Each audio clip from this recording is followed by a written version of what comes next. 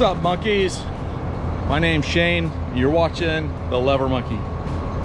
Thanks for tuning in.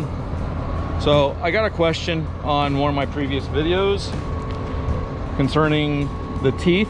They were asking why we had the split teeth on the outside and a single in the center. Well, the whole reason we do that is it helps, especially when digging in rock.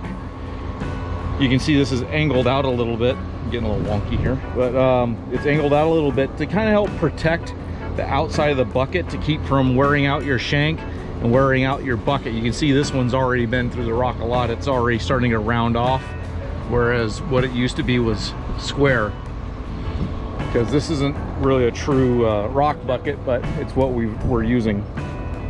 And you see we have wear plates welded on to help slow down the wear processes. There's some welding down here. This is the shank's probably been rebuilt once or twice. They just weld on some more so that way it fits. And these teeth with the pin that runs through the side, these are the best teeth to use when you're digging in rock. There's a couple other styles. There's another style that they have where the keeper pin goes in through the top, and I really don't like those because those wear out and pop out all the time.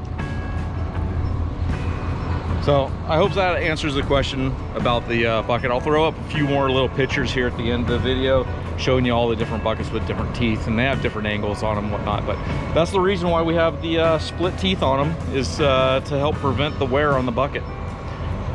Hey, as I fall down.